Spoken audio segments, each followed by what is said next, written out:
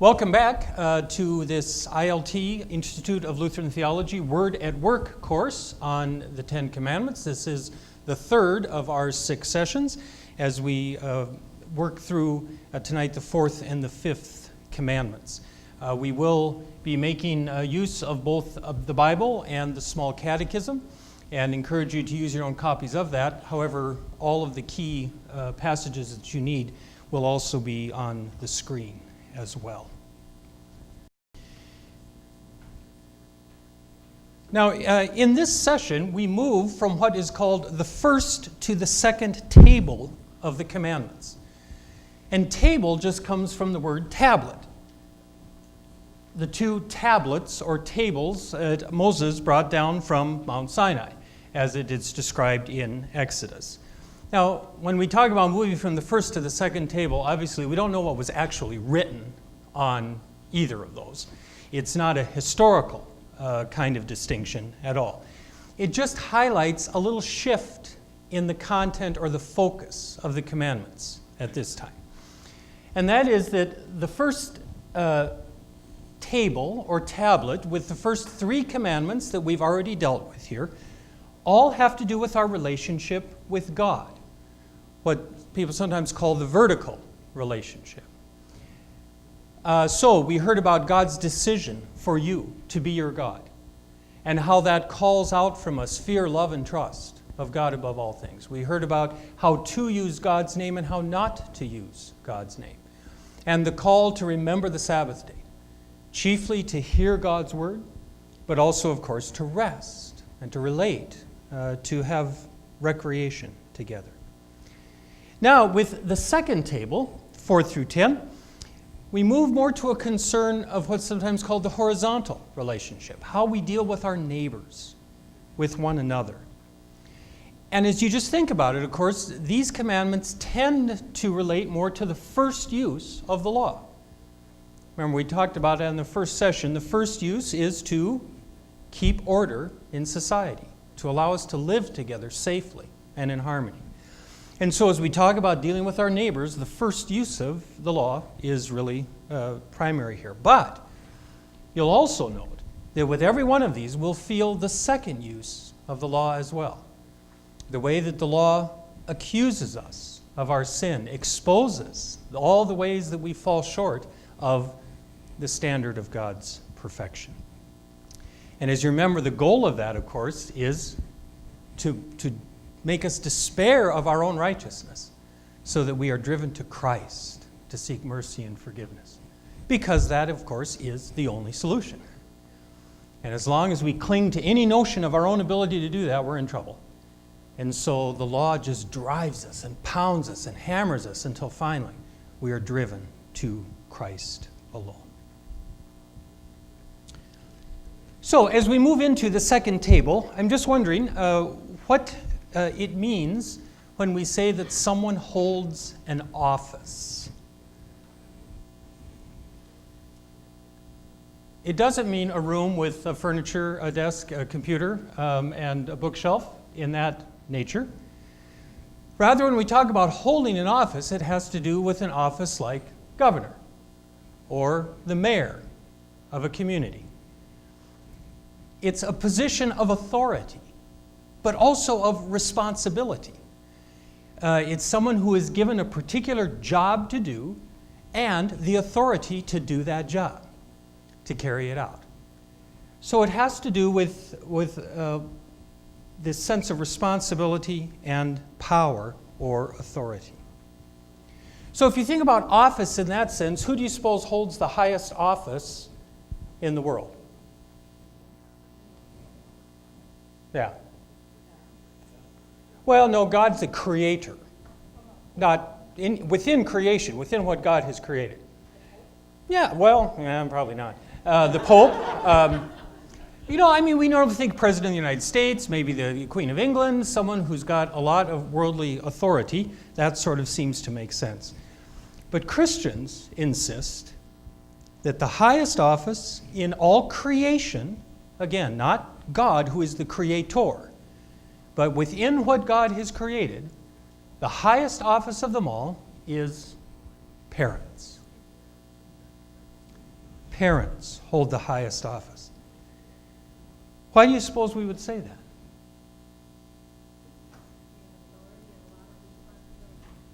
A lot of authority, a lot of responsibility. Absolutely. First and foremost, God gives parents the power to create life.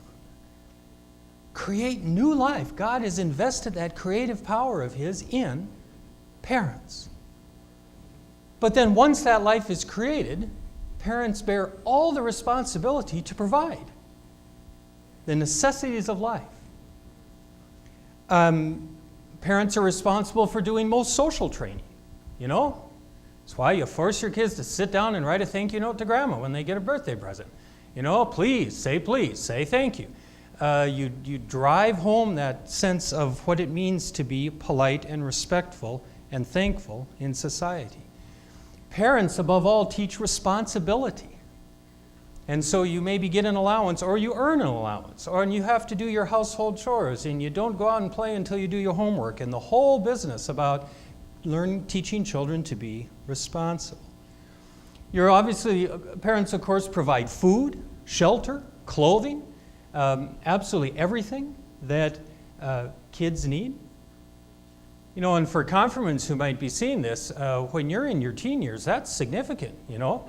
You're changing shoe sizes every month, and you eat an entire box of cereal for an after-school snack, and it takes a lot to provide for you the basics of daily life. And perhaps most importantly, parents, above all else, pass on the faith. Parents, by default, are the chief teachers of the faith for their children. And it's because parents have more influence on their children than anybody else. So even if they do that in absence, even if they fail to teach the faith, that's what they're teaching. But you can't not fulfill this role, just as you can't not fulfill any of the others. It comes with the package of being a parent. And that's why, pretty clearly, parenthood is the most important office of them all in the creation that God has made. Because parents, more than anyone else, equip the next generation to run the world. And so, those children need to be well equipped to take on that responsibility. And in that light, then, you can look at all those other offices that maybe seem more important, and you recognize that in the end, in the bottom line, they're all there to serve parents. Government exists to keep order and safety so that families can thrive. And they don't have to live in fear or to suffer. Schools expand on the teaching that begins and frankly needs to continue at home if children are really going to learn. But ask any teacher, if it's not happening at home, it's really hard to pull it off in the classroom. Police provide security and restrain those who would do evil. Why? So that children and families can thrive and can grow up in safety. The church helps parents sustain their own faith and supplements the teaching they do to their children so that the faith can be passed on from one generation to the next. So even those offices that we might, a lot of parents say, oh, are you kidding me? Powerful? Authority? Doesn't feel like it to me.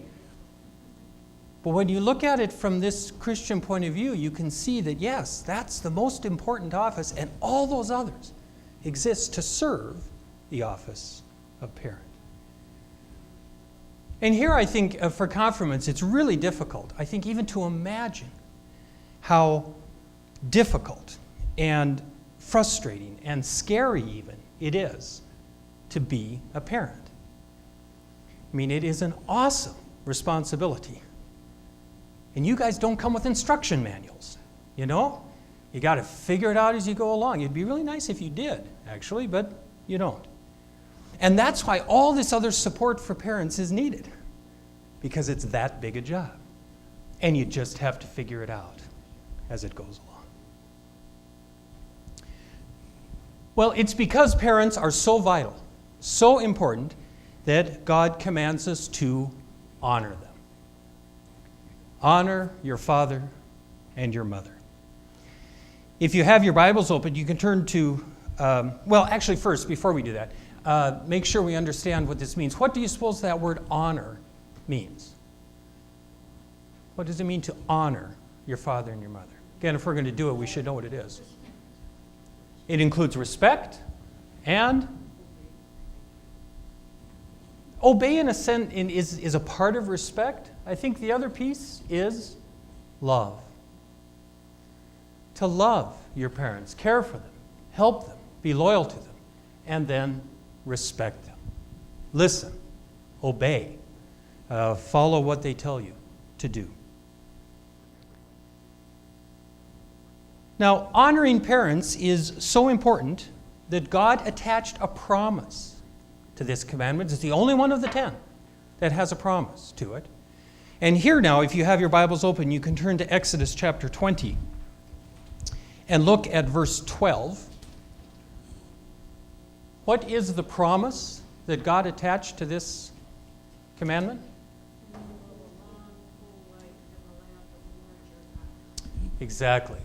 Or in the translation I put up there, so that your days may be long in the land that the Lord your God is giving you. Now, remember the historical context. We talked about that in the first session.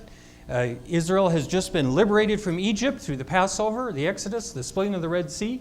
Now God is preparing them for life in the promised land, where they're heading. So he says, when you get there, when you get into Canaan, and I chase out all the others and you settle in there, if you want to last there, if you want to be a long time in that land, honor your father and your mother. Well, now, how does honoring parents help us to stay long in the land? I mean, wouldn't you think God would say, so get a really good form of government and build up an army and get your forts and your defenses built and get the economy humming if you want to stay long in the land? Why not those things? Why would honor your father and your mother be the ticket to staying long in the land? Well, it's because families are the basic building blocks of society. It's the foundation of all the other stuff. And when the family is in good shape, most of that other stuff goes well too. And then when the family's not, almost none of that goes well too. So this promise that's attached to the commandment has divine insight into what really makes the world work. At its base level, you need families working well, parents raising children faithfully and carefully, to create stable communities, to raise good citizens, and that is what will finally keep people long in the land. And you all know that there is a great deal of worry and concern about this very thing today. I mean, families, the family as a whole, not individual ones necessarily, but the family as a whole is in as tough a shape today as it's perhaps ever been. And we certainly have care and concern for those individual families, but it's a much bigger thing too. I mean, our society, our culture, our future in the land depends on the strength and well-being of the family. And so as we see those concerns, yes, we need to address them. We also need to pray about it. You know, that God will work through us to help to turn that around. So this is the office that parents hold, but children also hold an office. If you look at the meaning to the commandment in the Catechism, what is the office that children have?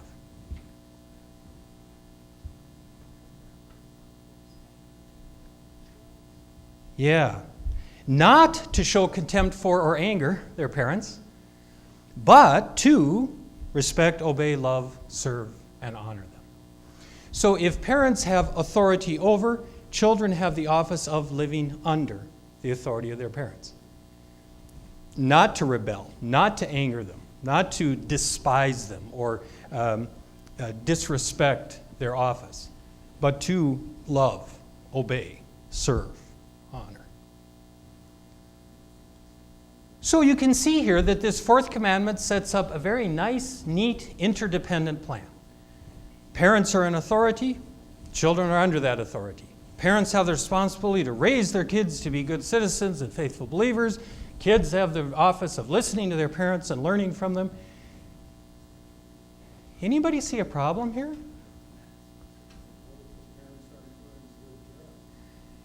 It doesn't work. Great plan. Too often, it doesn't work.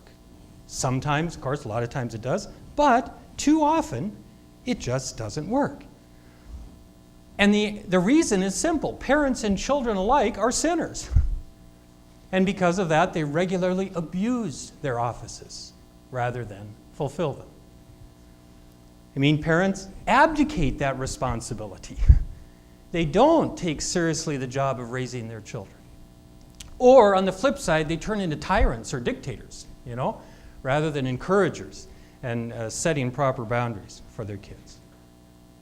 Children don't respect, obey, love, and serve their parents, but instead they treat them as servants, to wait hand and foot on us. Or treat them as idiots, who don't know anything about anything, rather than listening to them. And again, we shouldn't be entirely surprised about that just because the family is so important. That makes it a prime place for the old Adam or the old Eve, our sinful self, to go to work and to try to make a mess out of the family, to undermine God's will for the world. So what are some of the selfish sins that the old Adam or the old Eve uses to mess up families? I think we could all come up with a long list, and again, if you're watching the broadcast, you may want to pause it at this point and have some discussion. Come up with your own list of them. But some of them that I thought of just from looking around and knowing our own situation, disrespect, lack of love. That is the mirror image of what the commandment calls for. How destructive that is within a family when there is no respect, either between spouses, between parents, or between parents and children, when there is no love to drive it. Certainly abuse, whether it's verbal or physical or emotional or sexual, but any kind of harmful, taking harmful advantage of one another. Think of the power of selfishness. I want my own way. And it really doesn't matter what the consequences are or how that affects everybody else. I'm just going to do my own thing. Again, parents who sort of abuse their office, not committed to their kids, not taking it seriously. Or, on the flip side, kids rebelling against their parents' authority. Now, I know you told me to do that, but I'm not going to. What are you going to do about it? Going to make me? And instantly you're into this battle, this power struggle. It's just so destructive. We've all seen parents who try to use their kids to live out their dreams. I wasn't ever any good on the court or the field, but by cracky, you're going to be. I'm going to make sure that I live out by my dreams of glory through you. Certainly one of the most harmful things that happens to families that the old Adam managed to work is destroying them through divorce. Now, we'll talk more about that in the next session and how we understand that as Christians. But even if there are times when it's necessary, and there are, it's never a good thing. It's never what anybody hoped for. It's always destructive. And oftentimes it's worst for the kids. There's been this sort of mantra in society, we're fighting all the time, so for the sake of the kids, we should call the marriage off. The research doesn't support that. Divorce is always threatening to kids. And even when it needs to happen in like an abusive situation, it's still tremendously disruptive in the lives of children. So in all of these ways, the sinner in you and me goes to work trying to chip away and undermine God's plan for the family. And the role of the family as this foundation block of society.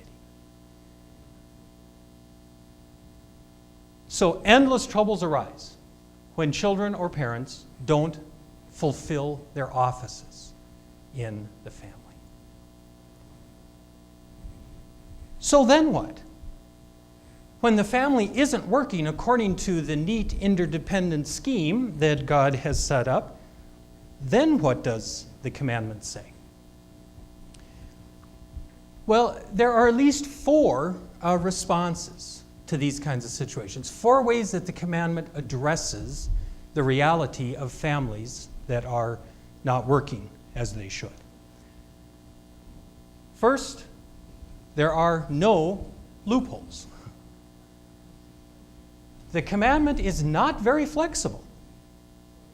It doesn't say, honor your father and your mother if, or provided that, or as long as. It just says, honor. Honor your father and your mother. So, children simply are not free to reject rules they don't like or to ignore what their parents tell them to do. And to be honest, for confirmation students, we got to realize that sometimes the old Adam can blind us to the hard work that parents have to do, or the tough love that they sometimes have to show us. And so the commandment comes in and says, honor them. You honor your father and your mother. So however stressed families deal with this commandment, it's not okay just to evade it and say, well, that doesn't apply because we're in a mess. There are no loopholes here. Secondly, though, the commandment also indicates that honor is a two-way street. If parents want to be honored, they need to be honorable. That is, if you're not fulfilling your office as a parent, it's a little tough to expect your children to honor their office, to fulfill their office as a child. It goes both ways. If parents want to be honored, the call is for them to be honorable. Same way with children. If you want your parents to respect you, well, then you need to be respectable. You need to show them that you're trustworthy, that you listen, that you cooperate, that you acknowledge their authority, that you respect, love, obey, and serve them. And then you'll get that respect. I mean, Ephesians 6, Paul says flat out, fathers, do not provoke your children to anger. But children, honor your father and your mother. I mean, he holds out both ways of that street and how it goes in both directions. But of course, sometimes it's these very things that aren't happening. And if there are no loopholes, then what? Well, God has built in a couple of safety valves. And these are not loopholes. These are not ways of getting out of the commandment, but rather it's a recognition that when families are stressed, the pressure can start to build, and it can become intolerable in some ways. You got to let some of that off. Some of you may have seen this. A few years ago, we were with some friends out in Colorado, and they had one of these old steam engines that was going up and down in the mountains. Have you ever seen a steam engine let off steam? It's the only time I've ever seen it, but holy mackerel, they open the valve, all this pressure goes off. It's quite the thing to see. It's where that phrase comes from, letting off steam. Well, families sometimes need to do that too. When they're stressed and things aren't going the way they should, somehow they have to let off some steam. And so there are these two safety valves that God has put in place to help families survive and heal. And one of them is simply the reminder that God finally is in charge of the family. He's given tremendous authority and responsibility to parents. He's given children a very specific office, but finally they both answer to God for how they handle their offices. No one's an independent operator here. The plan is from God, the offices are from God, and the responsibility is to God. And so there is simply a call to conscience here for parents or children who are not fulfilling their offices. That finally you answer to God for how you're handling these important duties. And so the awesome authority of parents is not licensed to abuse or to dominate. The children don't have the freedom just willfully to disobey their parents because God has put them in a particular office. So, when their parents try to show them respect or give them some responsibility, some independence, if you then abuse that, you answer finally to God for what you do with that. And then the second safety valve here is that God has put other authorities in place to help families out. What do you suppose some of those other authorities are? Teachers, police, pastors, counselors. Sometimes it's closer to home, grandparents. It's a tremendous blessing when children live close enough to their grandparents to go complain to them about their common enemy. The parents. Now that so many, children live far away from their grandparents, that's harder to do. But that was one of those shared authorities, those other authorities that could step in and help. And there are lots of others, right down to the juvenile justice system. I mean, you can look across society, and God has provided other authorities. So it's important for families that are stressed to seek those out, to make use of them, to reach out and get the help that they need. And then finally, the fourth message of the commandment when things are going tough is that there is one time only, to disobey. And that is if anyone who is in authority over us commands us to disobey God, then we may, in fact, we must disobey them. In Acts 5:29, Peter and the apostles were hauled before the Jewish Sanhedrin, the council, and told to pipe down about all this Jesus stuff. They didn't like it, and it was causing trouble. And Peter said, "I'd like to help you, but we can't. We must obey God rather than any human authority." Well, now, we're grateful that this doesn't happen very often in our situation, but right now around the world, there are Christians being persecuted and martyred because they're standing up against government that's telling them they can't worship God. Or they're standing up against terrorists who are trying to terrify them from worshiping God. Just heard about a young person in our youth group who has been really kind of captivated by what we're doing, but they live a ways out of town, and her parents will not make the effort to come to church or to youth group. So other arrangements will be made. There is this one time where if an authority is telling you or somehow keeping you from obeying God, then yes, we have to disobey. And this goes right back to the safety valve. God finally is in charge here. And so if any authority, parent or otherwise, is standing in the way of God, God's authority wins out. That's over the top. So the commandment holds up a very important role for families, for parents and children. But it also recognizes that sinners in a sinful world doesn't always work. That sometimes it's a struggle. And so it puts in place responses, reminders, safety valves, helps, even the reminder that there's one time when you must disobey.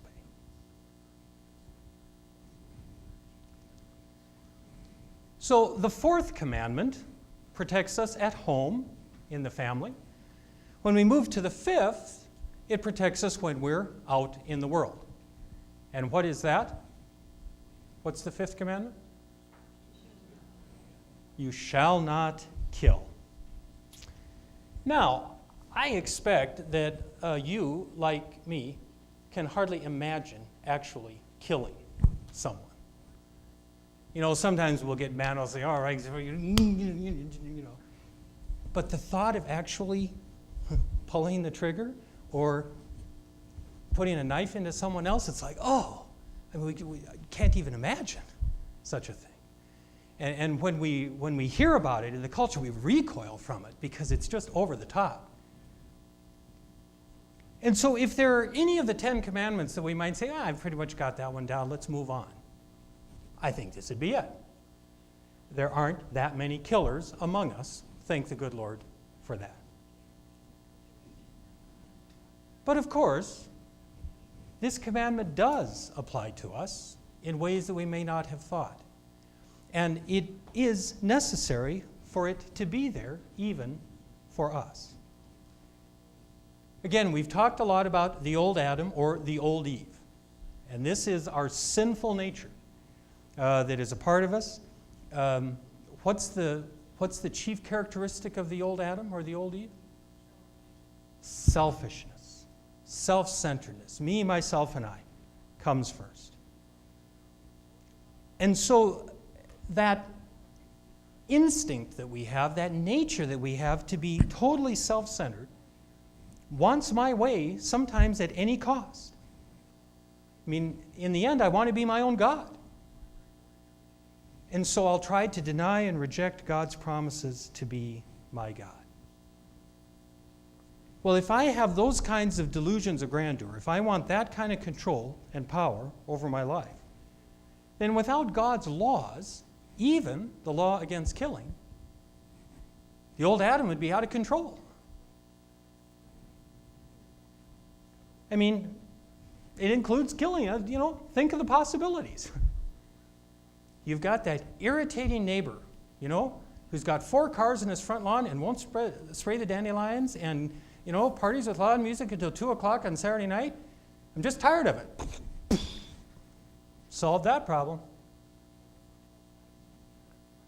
Or for you confirmants, if you're trying to get on the team and there's only one spot available and there's someone who's a little better than you, well, you can open that up pretty quickly.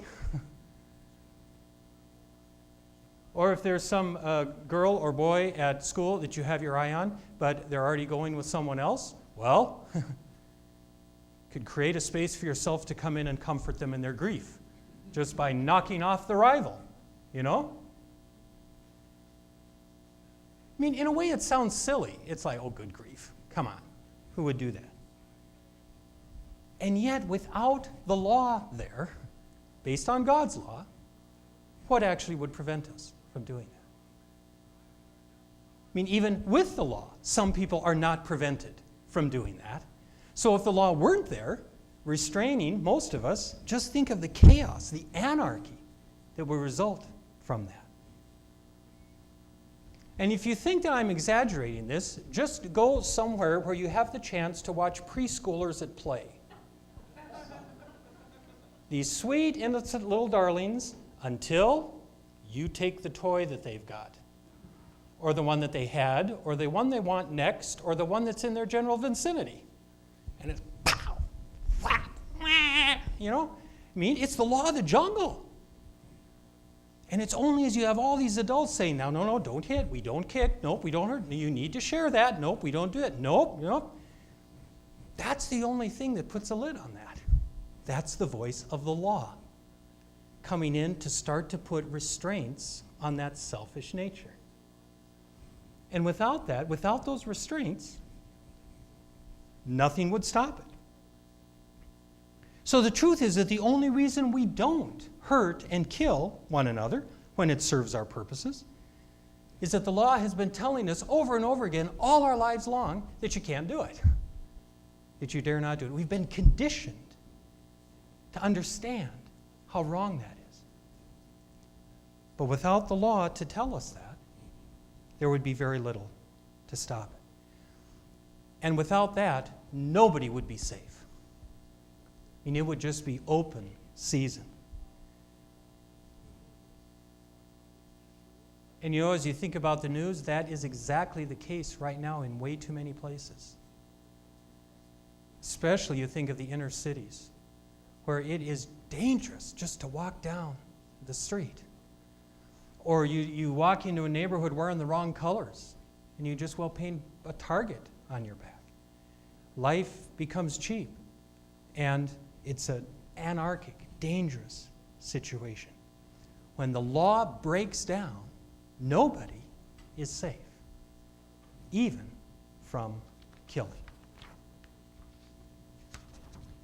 And so the fifth commandment needs to be there, and it's why God included it in the 10, to restrain our selfishness, to protect everyone from harm.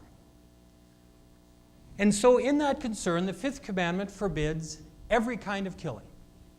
Obviously, premeditated murder. You know, where you sit down and you make the plan and you try to make sure you don't get caught and you knock a person off with all deliberate planning. But likewise, God forbids passionate or second-degree murder. Well, he didn't really intend to, but he just made me so mad. I just lost control. Well, tough. It's not okay. God forbids careless murder, what's called manslaughter under the law.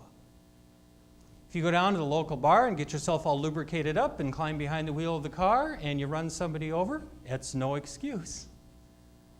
Not under civil law or God's law. That kind of killing is forbidden. Even, finally, to do harm to ourselves. Now, in saying this, please understand, I'm not buying into that old notion that suicide is somehow the unforgivable sin. You can only have the deepest, most profound compassion for someone who's driven to that point, where they honestly believe the world and everyone around them would be better if I wasn't here. I mean, that's just a sadness that you can hardly contemplate. The point, rather, is that life and death don't rest in our hands. God has not given us that authority.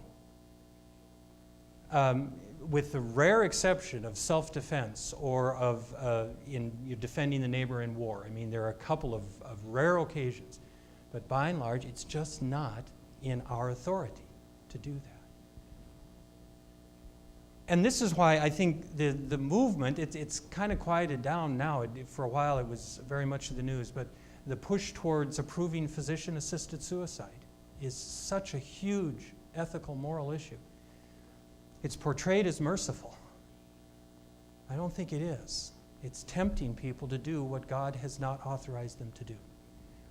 And in places where it's been at work, like in the Netherlands, they've documented increased pressure on people to make the choice if they're considered no longer worthwhile or of benefit to society. So that's actually an expression of evil, not mercy. There are ways to help people in their pain without enabling them to end their own life. So every kind of killing, from the other down to myself, is forbidden. But the commandment goes beyond that. It forbids and is concerned about more than just killing.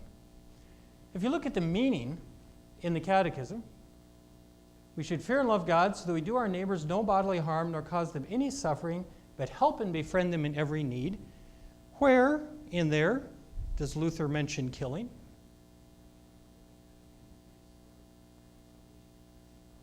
He doesn't. Isn't that interesting? The meaning to the commandment against killing omits killing. Doesn't even mention the word. What does it say instead? We are not even to hurt or to harm our neighbor in any way. So if you take that irritating neighbor of yours and beat him to within an inch of his life but don't actually kill him, sorry, you're not off the hook. God is concerned about way more than the technical aspect of whether a life was taken. It's about harm to the neighbor, about hurting others. And when you start down that path, it gets even deeper in a hurry. if you turn in your Bibles to 1 John 3:15, 1 John is way out at the end of the New Testament, almost to Revelation, but not quite. 3 little letters from John. But there are a couple of verses in chapter 3 that paint a much more expansive view of killing. In chapter 3, verse 15, he writes, "All who hate a brother or sister are murderers. And you know that murderers do not have eternal life abiding them." Seriously? Hatred is a form of murder? Well, in that hatred consumes all of your care and concern for the other, yeah, it falls under God's concern in this commandment. To demonize others, to make them less than human, is a way of killing them. Or if you drop down to verse 17 in the same chapter, how does God's love abide in anyone who has the world's goods and sees a brother or sister in need and yet refuses to help? Failing to aid those who are in desperate need is a way of not supporting their life. It becomes a version of killing. But Jesus gets a hold of this, and he goes even deeper. If you turn back to the Gospel of Matthew in chapter 5, this is part of the Sermon on the Mount, where Jesus is taking the law of Moses and raising it to a whole new level. Chapter 5, verse 21. Jesus says, "It was said to those of ancient times, 'You shall not murder.'" That's exactly what we're dealing with here today, the 5th commandment. "And whoever murders shall be liable to judgment. But I say to you that if you are angry with a brother or sister, you will be liable to judgment. If you insult a brother or sister, you'll be liable to the council. And if you say, 'You fool,' you will be liable to the hell of fire."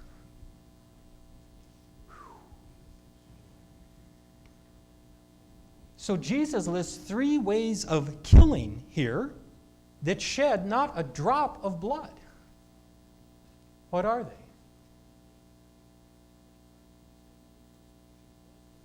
Anger? Well, my goodness, who hasn't been angry at a brother or a sister, a neighbor or a colleague? The second one is insults. Oh my goodness. You know, if it weren't for insults, what adjectives would be left? You know, I mean, isn't this the safest way to blow off steam? And finally, if you call people names, "You fool," which sounds kind of mild in English. In the culture of the time, that was a really nasty thing to say to somebody. It was about as cold and cruel a thing as you could unleash on someone. So it sounds worse. It was worse than what it sounds in English. But the point is that words hurt. And they can be the equivalent of just destroying somebody's life. I mean, we've all heard the old saw, "Sticks and stones can break my bones, but words will never hurt me." More blatant lie has never been told. And we all know it, but parents don't know what else to tell their kids when they've been badly hurt by somebody. It's like, "Oh, well, just, let it slough off." It's very hard to do. I mean, the insults of peers can just destroy a child's sense of self-worth and value. When I was in Redwood Falls, we started an after-school program at one point that was for kids in 1st through 5th grade. And I helped with it, but I wasn't in charge of it. And so they had gathered in one of our rooms. I think they were having a snack after school, and I just happened to be walking by. I wasn't in the room. But they had latched onto the ugly duckling in the room. I mean, these are good Christian kids from good Christian families, and holy mackerel, they were just pounding this poor kid with their words. And so we had to step in and say, "Now, wait a minute. Think of what you're doing to one another." Or it's the same way when you hear parents just say awful, thoughtless things to their kids. Out in the store or something, and maybe, the kids are awful and being pushed to the limit, but still. When parents turn around and curse their kids or just say awful things to them, they're killing them. I mean, words really do have that kind of power. Even if you take this to its full extent, Even silence can kill. The failure to speak up when someone is being picked on or libeled, when names are being called, if we don't oppose gossip or slander when it's being directed at other people. Or even, how many of you would be willing to admit to using the silent treatment to fight at home? Anybody acknowledge that? I don't want to spill any family secrets, but we had a couple of national grand champions at that when I was growing up. I learned my lesson well. And even if I know better, get a little ticked off and it's just, you just feel the cloud descend. And until it clears, ain't nobody happy. It's just like this force that saps the life out of everything. Even silence can be a form of destroying life or taking life away. It's not really a surprise. You look at the story of all these horrible shootings in schools and other places. And in many cases, you'll find that the perpetrator, the one who was doing the shooting, had been badly hurt by other people's words, by the way they were treated. Now, that is not an excuse. There's no moral equivalence. There's no justification for taking a gun and shooting people up. All I'm saying is that we got to recognize the kind of damage that our words can do and the harm that can result.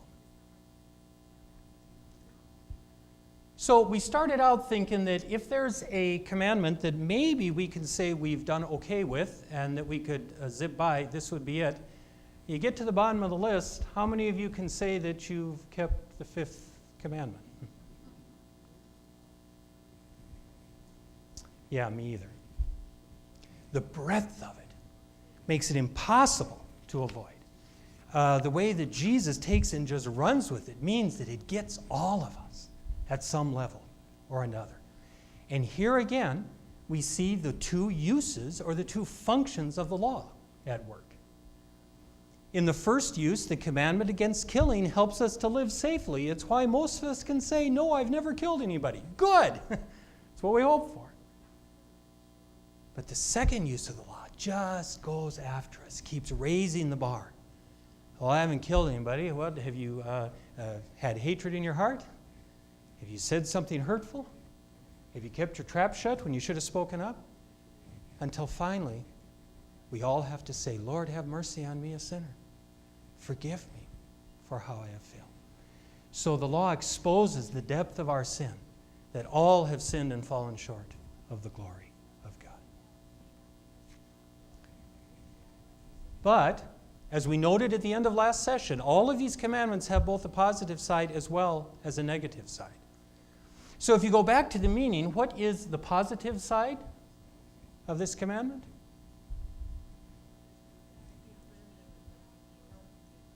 We are not to harm our neighbor, but help and befriend them in every need. The opposite of doing harm is not necessarily to ignore people, it's to help them, to step up and see what people need and to try to offer that. And we do that in many, many ways. I just want to name three here. And again, you could make a much longer list, I think, if you wanted to. One of the most important ways that we do this is simply through our vocation. When you say help your neighbors, people immediately think of charity or some kind of someone had a house fire and they need help. Well, yeah, we'll get to that. But the chief way that we serve our neighbors is by faithfully fulfilling our vocation. When you do your job and I do mine, that makes the world work, makes it interdependent. People think I have a lot of book learning, and I do, but I have the mechanical skills of a chimp. If my car breaks down, there had better be a mechanic somewhere in the neighborhood, or I'm walking for good, The mechanic serves me as his neighbor when I take my car and say, help, please, And you can go vocation by vocation all the way through society, and it's the same way. That's one of the ways we help and serve our neighbors, is by taking the skills and the gifts God has given us and using them faithfully in the interdependence of society. So our callings, our vocations are one ways that we do that. But certainly also helping those who are in particular need, who for whatever reason, maybe it is a tragedy, maybe it's lack of skills and ability, for whatever reason, they're struggling to make it on their own, to come in and offer help. Help that encourages them to become self-sufficient. You know, it's not an effort to just keep people that way, but when they need help, you try to offer it. And a third way is certainly by trying to address the root causes of problems. Okay, there's poverty. Why? And what can we do that will actually solve that and not just put a Band-Aid on it or perpetuate it? There's, schools aren't performing the way we'd like. Well, okay, other than moaning about it, how do you get after it? And that's where vocation sometimes steps in for teachers or others. Again, you can go down the line and you can say, okay, here's the problem, and this is immediately what needs to be done, but how do you get at the root of it and try to actually change the conditions that have led to that or caused it? So again, you can make a longer list, but the point is that, as with all the commandments, it's not only thou shalt not kill, harm, hurt with your words, but here's what you are called to do. Here's what God does desire for you: to help your neighbor and to befriend them.